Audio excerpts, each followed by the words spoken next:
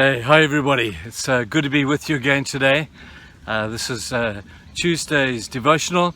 We've changed our series, so we're looking at a series that we've been titled Passing the Test. And our thesis is based upon the fact that God is a God who tests stuff. He's not being mean, He's just being God. And since the Garden of Eden, when we lived in perfect bliss and harmony with God, as time has gone on, God has had to test His products, He's had to test the people in order for Him to be able to establish the meaning of the people and the purpose and the passion of that particular person and their commitment and so many other things. Yesterday we looked at the test of purpose. Are we fulfilling the purpose of God, which is simply to glorify God? Today I want to take you to the next chapter in the book of Genesis. In fact, we're going to go to chapter 3, Genesis 3. And we're going to look at the test that God put before Adam and Eve in the garden. He established this most magnificent place, and He said to the guys, you can live here, everything in it is yours. You can do whatever you like, it's yours, but just one thing, please don't fail this test. There is a tree in the middle of the garden that I don't want you to eat of. And they said, wow, why would we want to eat of that when we've got the whole garden?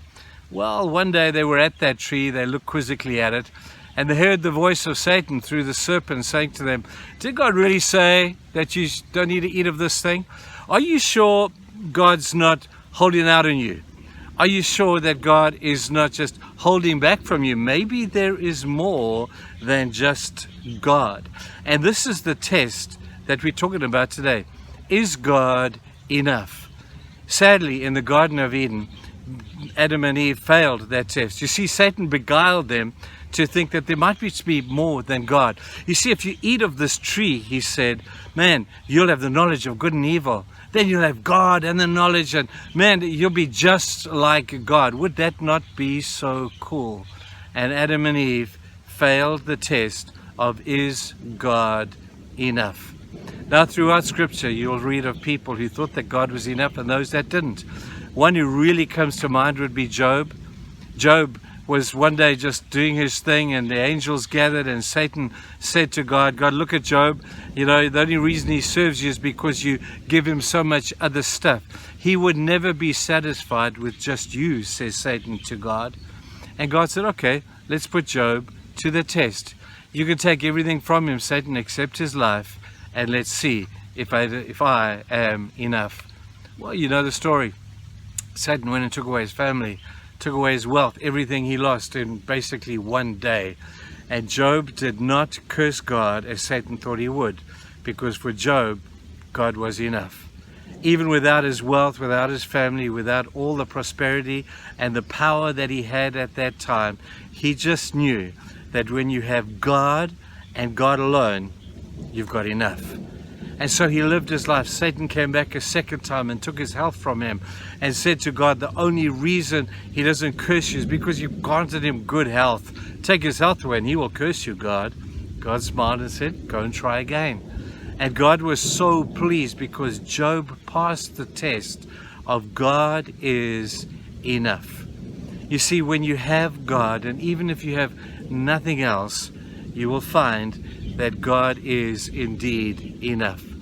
Satan found that out, and Job passed so beautifully the test. Guys, there is a theology out there that suggests there's so much other stuff that one can have.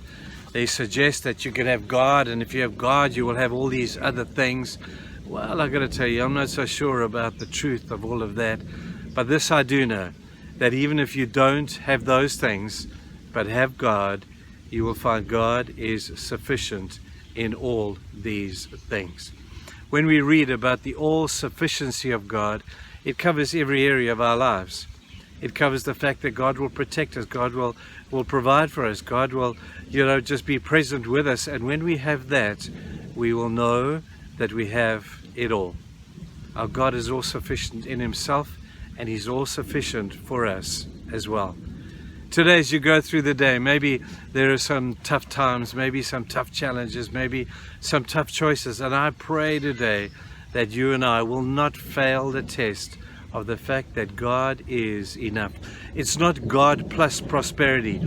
It's not God plus good health that will make me satisfied. It's just God and God alone. That's our prayer. Let's think about that today, guys. Have a fantastic God is enough day.